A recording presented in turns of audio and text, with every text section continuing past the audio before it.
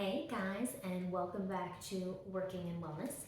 And today we're going to continue our story on leaky gut. So if you missed it, there was a first video, so you can pop out and go watch that one. This is the continuation, so number 2. We're going to be talking today about the symptoms of leaky gut and actually what are the triggers, what are the causes of leaky gut. So let's sit back and get down to it.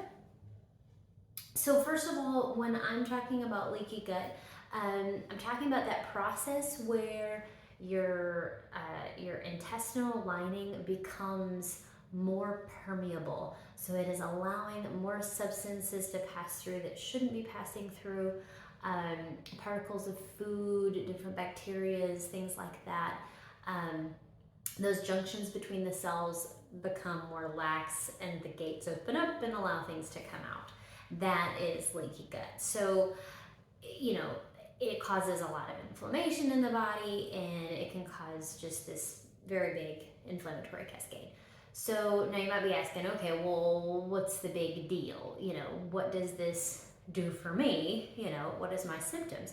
So the problem with leaky gut is it causes this huge inflammatory cascade. Well, that inflammation can pretty much land anywhere in the body. So your leaky gut symptoms might be different than someone else's leaky gut symptoms because your body is manifesting it differently. So it just depends on where your inflammation is kind of landing. So it could be anything from neurological issues like brain fog, migraines, daily headaches. You could even have nerve pain in random parts of your body that maybe doesn't have anything to do with an injury, and maybe the pain moves around, and so you kind of think, I kind of feel like I'm crazy because one day this hurts and the next day this hurts, and there's no rhyme or reason for it. You could have allergy symptoms. You could have ADHD or mood problems. You can have anxiety or depression, or even almost feel like you're bipolar, and these could all be issues linked to leaky gut, which is it's mind-blowing for me. There's such a mind-gut connection.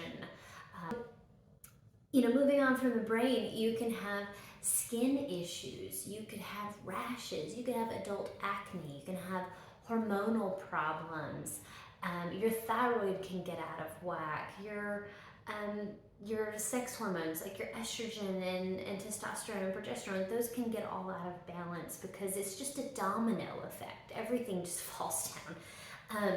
Some of the biggest thing, gut issues, obviously. So you've got bloating, constant bloating, vacillating between constipation and diarrhea, abdominal pain, gas and burping and things like that.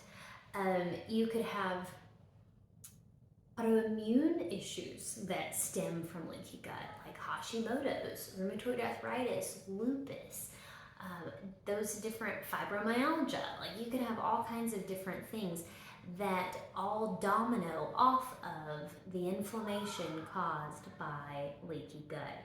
So, throw a dart at the body and you can hit something that can be affected by leaky gut, which is pretty crazy. So you're like, well, with that kind of laundry list of symptoms, how do I know if leaky gut's the cause or if something else is the cause? And really, you have to go back to, well, what's the trigger? So I can fix my leaky gut, but what caused that? And so that's the root problem that we need to address, right? So let's look at the causes now. What causes leaky gut? How can I prevent this from happening, right? So you've got like 5 kind of big triggers in my mind. One of the biggest is dietary, what you put in your mouth and body every single day. So sugar.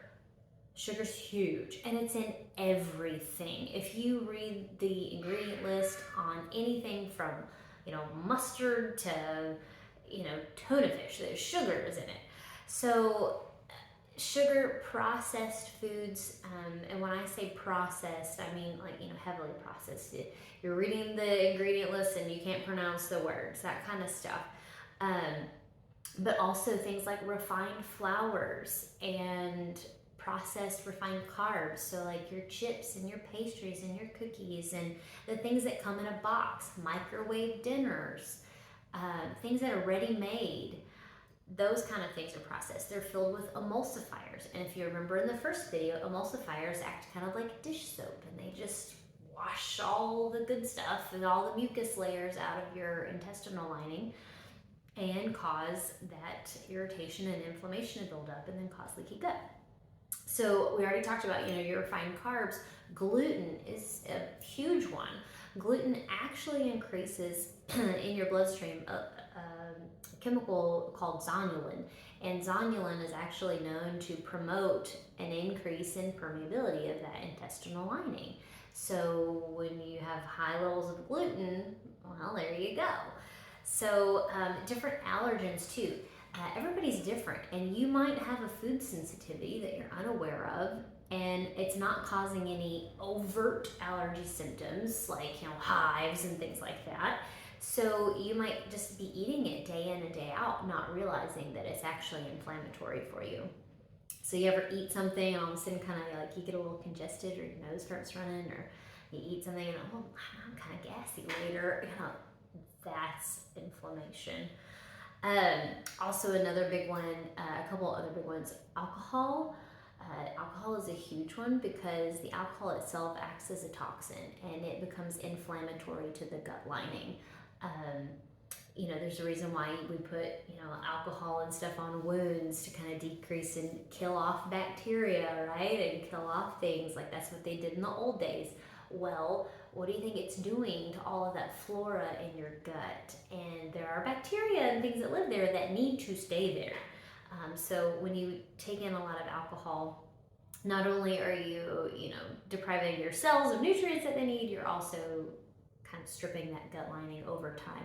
Now, I'm not talking about one drink every now and then, but if you drink alcohol on the regular, or you drink it and when you do, you kind of go crazy, well, you're going to probably have a problem after a while. Also, smoking. Smoking is hugely inflammatory for the body, and it definitely has a link to leaky gut. So that's a lot of dietary stuff or whatever. So also, there's more, right? So drugs and medicines that we take that are in our medicine cabinet all the time. Antibiotics. Every time you get this round of antibiotics, it knocks out your gut flora, and your little microbiome has to start over. Steroid packs. A lot of times you get your antibiotic, you get your steroid pack, you feel better faster. Well, those steroid packs also do a number on your gut microbiome.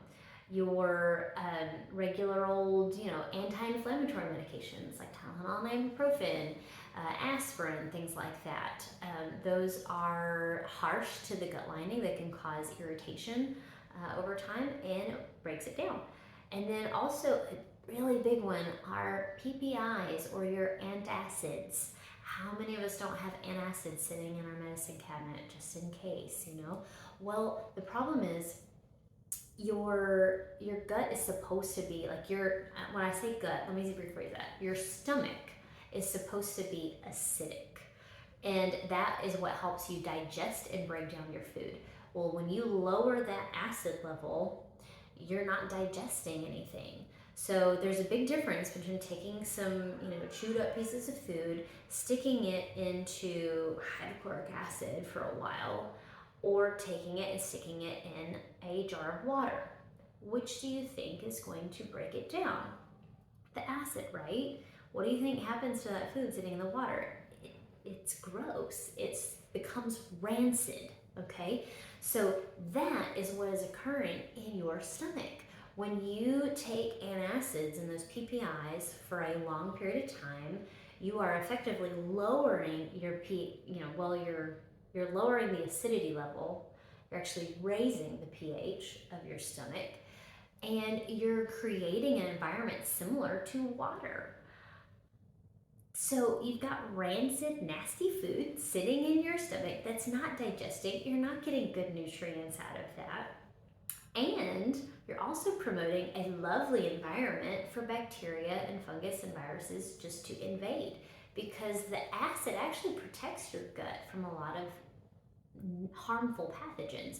And so then when you lower that pH, or when you raise the pH, lower the acidity to something more neutral, now bacteria can just take up residence where before it was protected.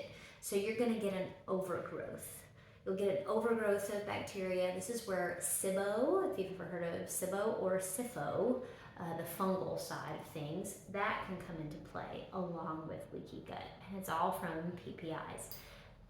So really be careful with that. You know, when it has a warning label on it, do not use longer for 2 weeks. There is a reason. Stress is a big one on the body. Stress, prolonged illness, environmental toxins, like we already talked about, cigarette smoke, also mold, heavy metals in our water and things like that we're exposing, you know, BPAs and all that good stuff. That kind of stuff is inflammatory, and all of those things, especially when you kind of combine all of those things together, because I mean, how often do we have any number of those things in our life? That just sets us up for leaky gut. And it's amazing the amount of influence our microbiome has on our body.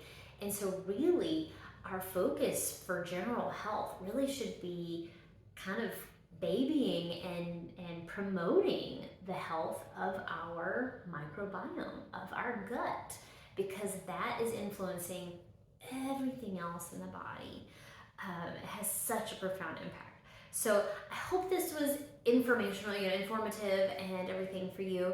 So if you like it, hit the like button, subscribe to my channel. There will be a follow-up video. I'm sure you're all so excited. And this one, we're actually going to talk about treatments for leaky gut and what to do if you think you have this.